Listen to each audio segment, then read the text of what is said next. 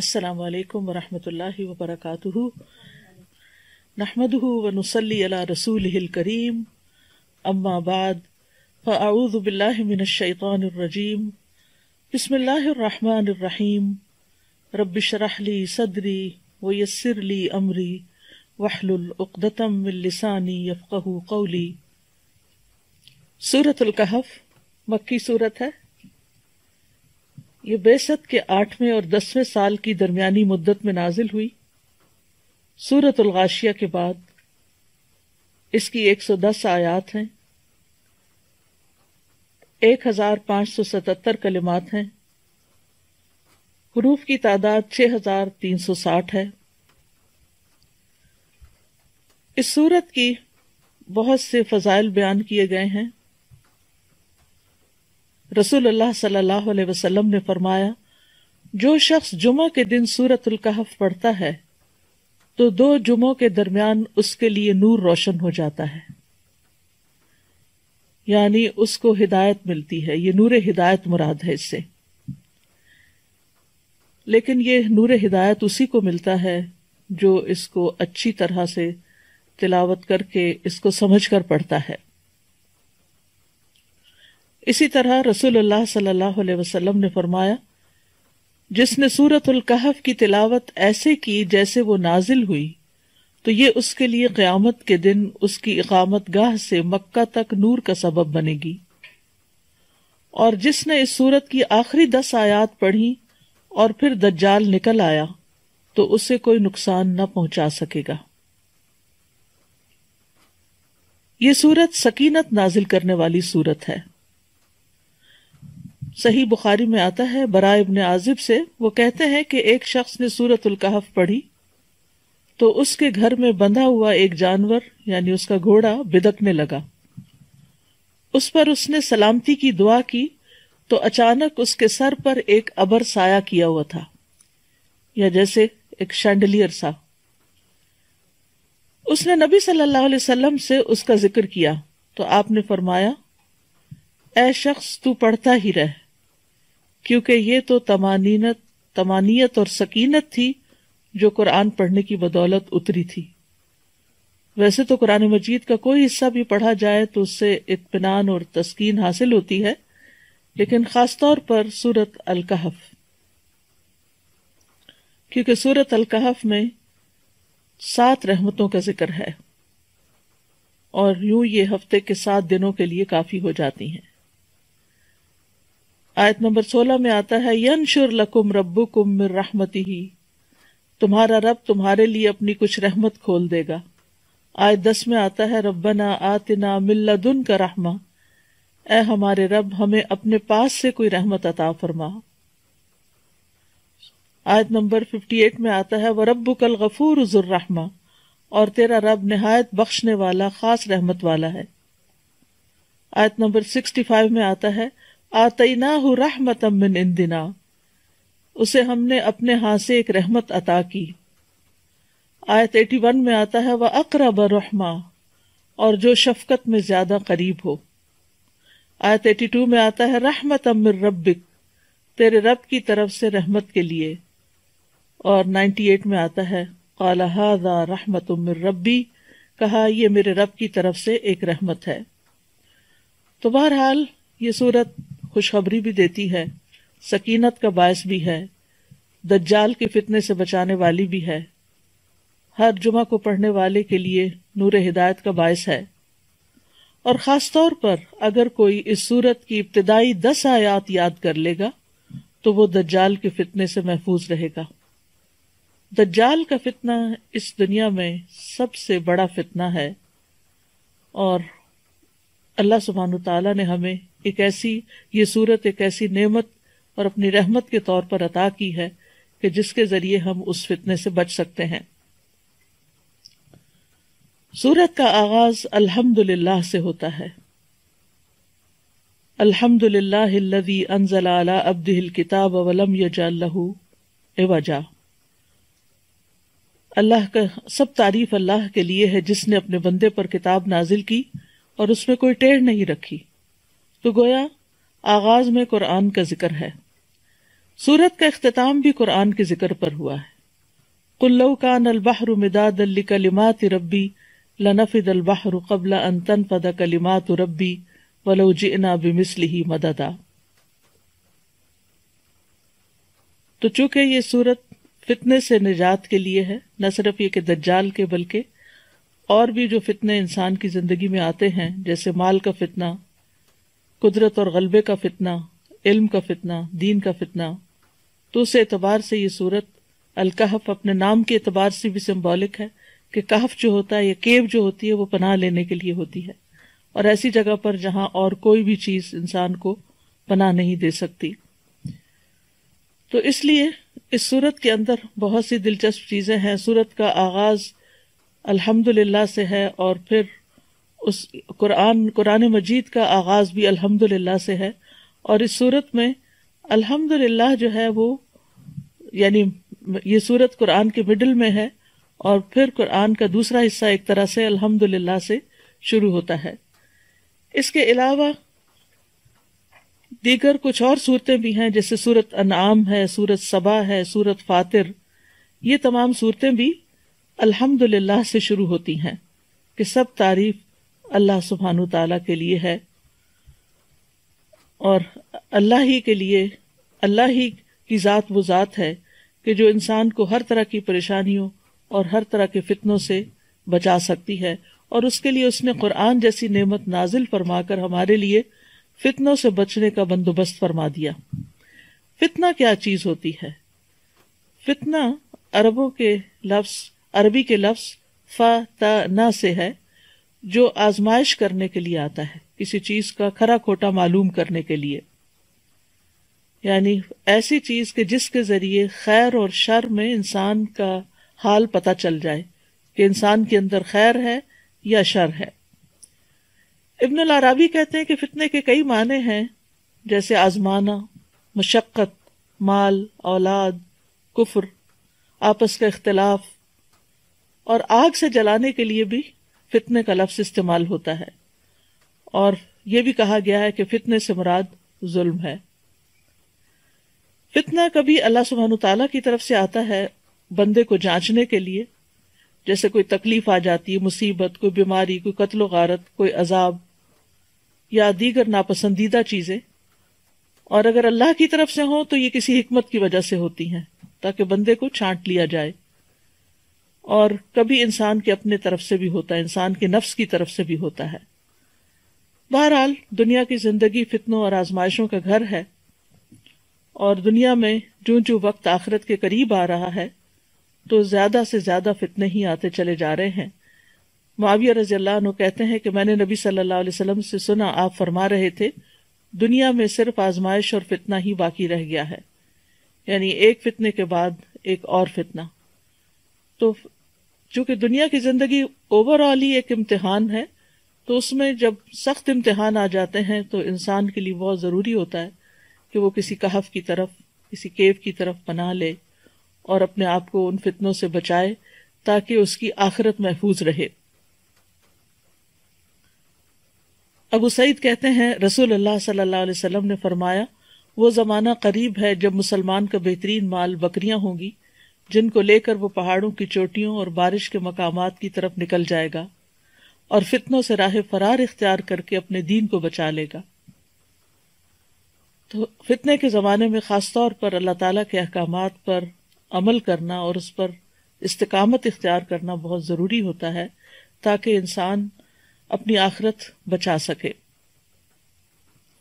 फितने के दौर में दीन पर अमल करने वाले के लिए अजर भी बहुत ज्यादा है। आपने फरमाया, बिलाशुबा तुम्हारे बाद सब्र के दिन आने वाले हैं, इनमें सब्र करना ऐसे होगा जैसे आग का अंगारा पकड़ना।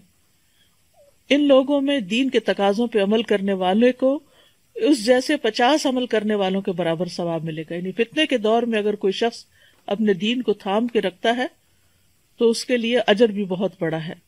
आपने ये भी फरमाया कि फितने के दौर में इबादत करना मेरी तरफ हिजरत करने की तरह है, और ऐसे में इंसान अपने दीन की हिफाजत करे, और उसके लिए अगर कोई एक जगह छोड़नी पड़े या कोई अपने अंदर तब्दीली लानी पड़े तो वो लाना जरूरी है। اور فتنوں سے پناہ بھی مانگنی چاہیے. نبی صلی اللہ علیہ وسلم نے فرمایا اعوذ باللہ من الفتن، میں فتنوں سے اللہ کی پناہ لیتا ہوں.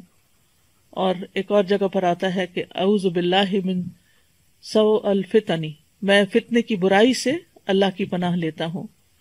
ایک اور دعا ہے اللہم انا نعوذ بک ان نرجع علی اعقابنا او نفتن عن دیننا، اے اللہ ہم اس سے تیری پناہ لیتے ہیں کہ ہم الٹے پاؤں لوٹ جائیں یا اپنے دین کے بارے میں کسی فتنے میں مبتلا ہو جائیں.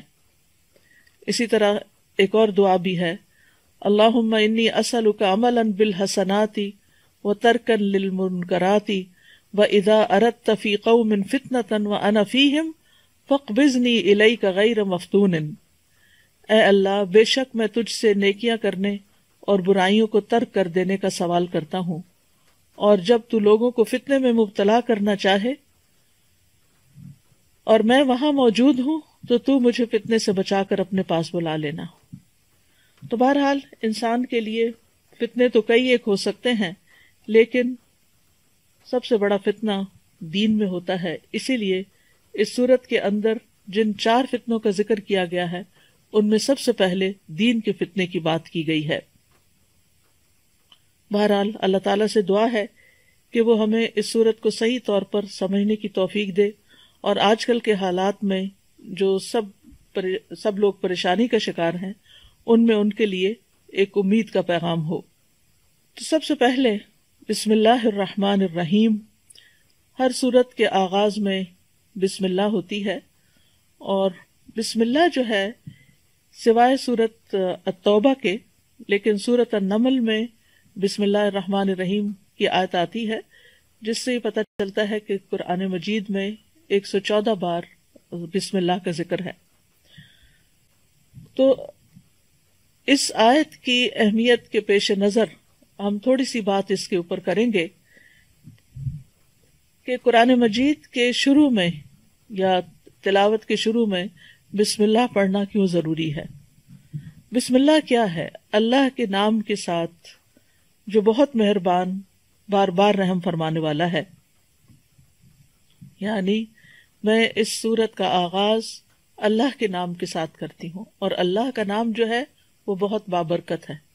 تبارک اسم، جیسے سورت الرحمن میں آتا ہے تبارک اسم ربک ذی الجلال والاکرام، بہت بابرکت ہے تیرے رب کا نام جو جلال و اکرام والا ہے.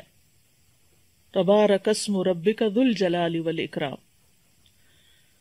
تو بہرحال جب ہم اللہ کے نام سے کوئی چیز شروع کرتے ہیں تو پھر برکت بھی آتی ہے، اللہ کی مدد آتی ہے، اللہ تعالیٰ کی طرف سے رحمت آتی ہے، اور وہ کام ہمارے لیے آسان ہو جاتا ہے.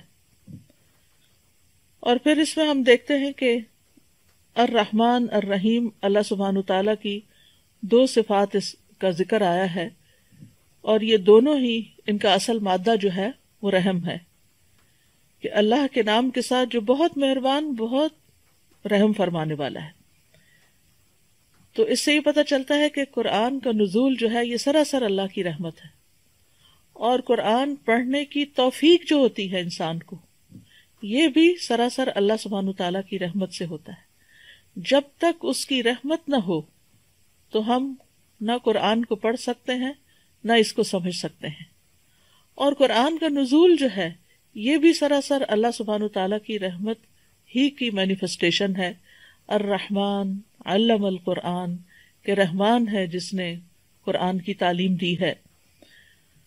تو اس میں ایک بہت اہم نقطہ یہ بھی ہے کہ جب انسان علم سیکھے یا سکھائے تو اسے اللہ کی رحمت طلب بھی کرنی چاہیے، اور دوسروں کے ساتھ بھی مہربانی کا سلوک کرنا چاہیے. یعنی اپنے اعتبار سے یہ کہ یہ میرے اندر کوئی تکبر نہ ہو، کیونکہ یہ جو کچھ مجھے نعمت ملی ہے قرآن سیکھنے کی یا سکھانے کی، یہ دراصل اللہ کی رحمت کی وجہ سے ہوا ہے، اس میں میرا کوئی کمال نہیں. اور دوسرا یہ ہے کہ جس کو آپ سکھا رہے ہو اس کے لیے بھی آپ کے دل میں ایک شفقت اور محبت ہونی چاہیے.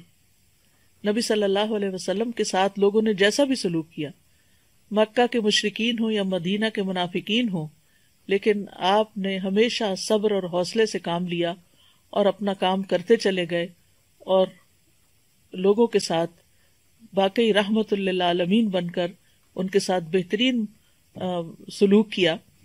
تو ہم میں سے جو بھی شخص قرآن کے ساتھ متعلق ہو اسے چاہیے کہ وہ لوگوں کے ساتھ رحمت کا سلوک کرے، مہربانی کا سلوک کرے. امام شافعی کے ایک شاگرد تھے مزنی، تو وہ اپنے ساتھ بہت سخت تھے.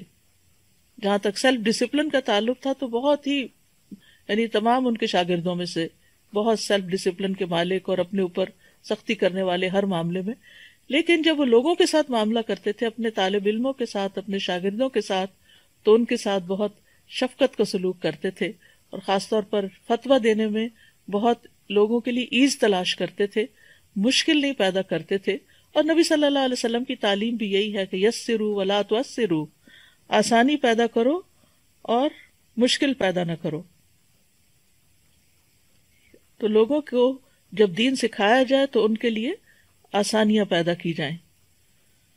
تو بسم اللہ الرحمن الرحیم، اللہ کے نام کے ساتھ ہم آغاز کر رہے ہیں، اس امید کے ساتھ کہ اللہ سبحانہ وتعالی ہم پر اپنی رحمت فرمائے گا اور اپنی مہربانیاں ہم پر عام کرے گا، دنیا میں بھی اور آخرت میں بھی. پھر فرمایا، پہلی آیت ہے، الحمد للہ الذی انزل علی عبدہ الکتاب ولم یجعل لہ عوجا. سب تعریف اللہ کے لیے ہے جس نے اپنے بندے پر کتاب نازل کی اور اس میں کوئی کجی نہیں رکھی، کوئی ٹیڑھا پن نہیں رکھا. تو سورت کا آغاز الحمد للہ سے ہوتا ہے، اور الحمد للہ کا لفظ جو ہے حمد کا مطلب ہے محبت اور تعظیم کے ساتھ جس کی تعریف کی جا رہی ہے اس کا مکمل وصف بیان کرنا، یعنی ایسی تعریف جس میں محبت ہو اور تعظیم ہو. کیونکہ تعریف کے لیے مدح کا لفظ بھی آتا ہے، اور ضروری نہیں ہوتا کہ مدح کے اندر واقعی کسی کے لیے محبت بھی ہو اور تعظیم بھی ہو. بعض اوقات وہ صرف چاپلوسی ہوتی ہے یا صرف خوش آمد ہوتی ہے تاکہ اس سے کوئی بینیفٹس حاصل کیے جا سکیں. لیکن حمد کے اندر واقعی حقیقی محبت ہوتی ہے، اور محبت کی بنا پہ تعریف کی جاتی ہے، اور پھر اس میں تعظیم اور احترام کا پہلو بھی ہوتا ہے. یعنی بعض اوقات لوگ محبت کی بنا پہ گستاخی بھی کر جاتے ہیں، لیکن اللہ سبحانہ تعالیٰ کے لیے جب انسان حمد کرتا ہے، تعریف کرتا ہے، تو اس میں تعظیم کا پہلو زیادہ ہوتا ہے. اور پھر یہ ہے کہ اسی طرح شکر کا لفظ بھی استعمال کیا جاتا ہے، اور شکر میں وہ تعریف ہوتی ہے جب کوئی ہم پر احسان کرتا ہے. لیکن اللہ سبحانہ تعالیٰ تو وما بکم من نعمت فمن اللہ، جتنی بھی نعمتیں ہمارے پاس ہیں وہ سب کی سب اللہ سبحانہ تعالیٰ کی طرف سے ہیں. اور اس بنا پر کہ اللہ سبحانہ تعالیٰ اپنی ذات، اپنی صفات، اپنے افعال میں کامل ہے، تو تعریف اللہ ہی کی ہے. جہاں تک بندوں کی تعریف کا تعلق ہے تو بندے تعریف ڈیزرو نہیں کرتے، کیونکہ بندے جو ہیں ان میں کمال نہیں ہے. اگر کوئی ایک کام اچھا کریں گے تو 10 اس میں غلطیاں بھی ہوں گی. یعنی اگر کوئی مثلا نیکی کا کام کرتا ہے، کوئی مثلا صدقہ خیرات کر رہا ہے، تو ہم اس بنا پر کہ یہ بڑا سخی ہے اس کی تعریف شروع کر دیتے ہیں، لیکن ہمیں نہیں پتا کہ اس نے وہ صدقہ کس نیت کے ساتھ کیا ہے، اور وہ صدقہ قبول بھی ہوا یا نہیں قبول ہوا، یا یہ کہ صدقہ کرنے کے بعد اس نے کوئی احسان جتایا ہے، یا اس نے دوسرے کو کوئی دکھ دیا ہے.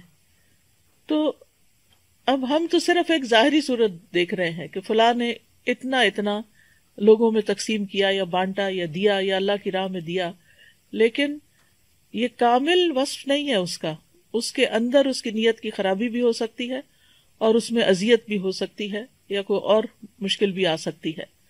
لیکن اللہ سبحانہ تعالیٰ جب اس کی تعریف کی جاتی ہے تو وہ مکمل تعریف ہوتی ہے. تو الحمد للہ، تعریف اللہ کے لیے ہے. یہ جو لام ہے للہ میں، یہ لام جو ہے یہ اختصاص کا بھی ہے اور استحقاق کا بھی ہے. استحقاق کا مطلب یہ ہے کہ اللہ سبحانہ تعالیٰ ہی حقدار ہے، اور حمد اللہ ہی کے ساتھ خاص ہے. بندوں کی حمد